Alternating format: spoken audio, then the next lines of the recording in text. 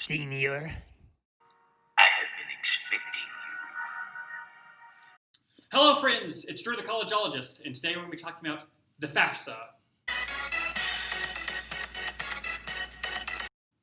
Alright, so the FAFSA opened up October 1st. I know many of you are currently in a panic over this. I promise you it's not nearly as bad as you think it's going to be. It's going to be resolved with little difficulty. Now, in times of crisis, our leading experts are often called upon to handle the situation.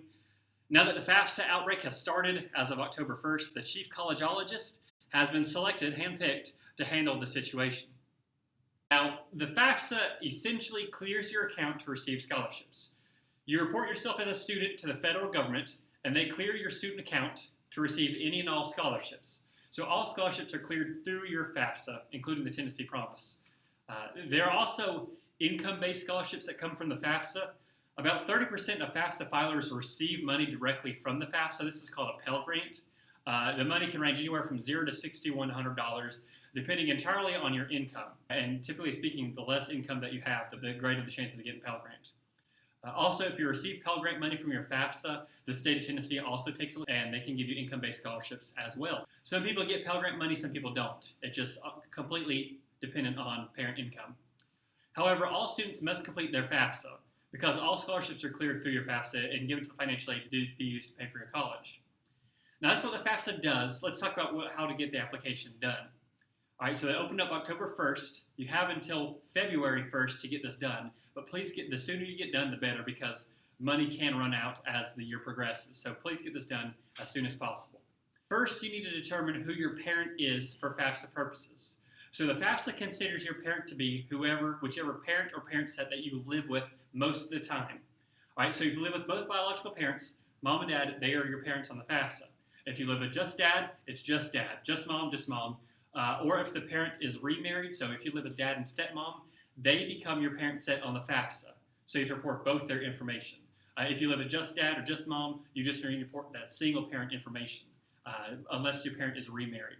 So if your parent is a single parent, you only have one parent on there. If your parents are married or if your parent is remarried, you have two parents on your FAFSA, and you don't report the other ones. Okay. Also, I need to note there are some situations where the FAFSA may consider you, the student, to be an independent student, and you don't have to report parent information. This happens to be if you happen to be homeless, you are in a legal guardianship, not just custody, but a legal guardianship, or if we're in foster care. These automatically qualify you as an adult student, and you don't have to report parent information. However, for the vast majority of students, parent information is necessary. So in the video description below, I have attached a list of what information is required of the parent in order to complete the FAFSA. Just as an overview though, you will need parent social security numbers, date of births, date of marriage, remarriage, or divorce, if the parent is single, and their 2019 tax information. Now I'm going to do a step-by-step walkthrough of the FAFSA application online, but I'm going to give you an overview of what the steps are.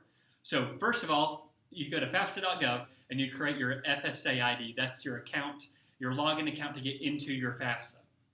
All right, so you create your student FSA ID. Then you log into the FAFSA and you fill out your student portion of the FAFSA, putting in your personal info on what colleges you're considering. Then you create an FSA ID login for your parent when you get to the parent portion. So that's halfway through is the parent portion. You create an FSA ID for your parent, just like you made from one for yourselves, and you report parents' personal information, so their names, date of birth, social security number, and their income information. You then report your income, the student income information, if you worked in 2019. Then both you and a parent electronically sign the FAFSA using your FSA IDs, and you click Submit, and that's the FAFSA. It's really straightforward. There's no reason to panic. It's a lot easier than you think it's going to be. Plus, it's 100% editable if you need to make any corrections. I'm available all year to assist you. If you need any help with your FAFSA, please shoot me an email or come by the counseling office, and we can get done. Please email me with questions. I'll help however I can. Just know that I'm available as a resident expert to look over anything and everything.